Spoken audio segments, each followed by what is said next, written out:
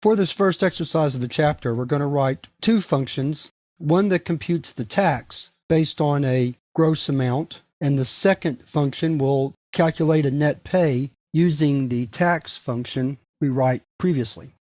So let's get started. We're going to call this program chap11ex1.py. So the first thing we're going to do is write our tax function. And in comments, I'm going to show you the tax table. 0 through $240, the percentage tax is 0%. $241 through $480, the tax rate is 15%.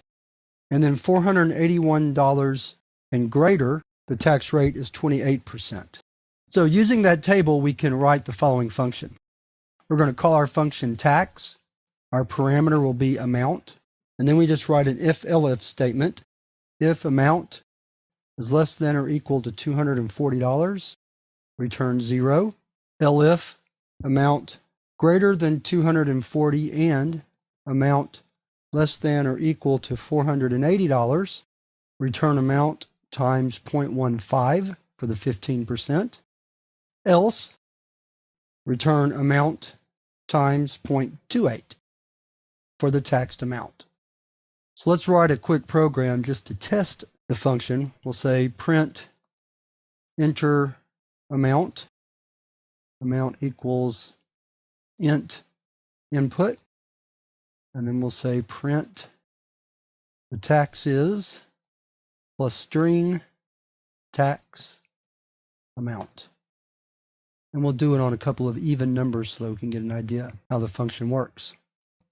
So chap11ex1.py. So we have an error. Very good. Let's take a look. Line 15. Usually when an error like this occurs, it's usually because you didn't close all your parentheses, just like that. And again, I leave these errors in because you're going to be making the same types of mistakes. So it helps to be able to see how I fix them to aid you in your debugging efforts. So let's run it again. There it is. So we'll say the amount is 100 and the tax is 0. Run it again. Let's say the amount is 300 and the tax is 45. That's 15%. That's right. Let's run it one more time. 1,000 and the tax is $280. That's 28%. So that's right. So let's go back to our program. Now we're ready to add the net pay function. So for net pay, our parameter will be the gross pay, and we'll simply return the gross pay minus the amount they were taxed on the gross pay. We're not taking into consideration any other sort of deductions or anything. Net is based strictly on how much you're taxed. Let's write a new program. I'll leave this one in. And we'll say print enter gross pay. We'll call it GP is equal to int input. And then we'll say print net pay is plus net pay. We're going to make that a string. That time we have the right number of parentheses. So let's exit and save. Let's clear the screen.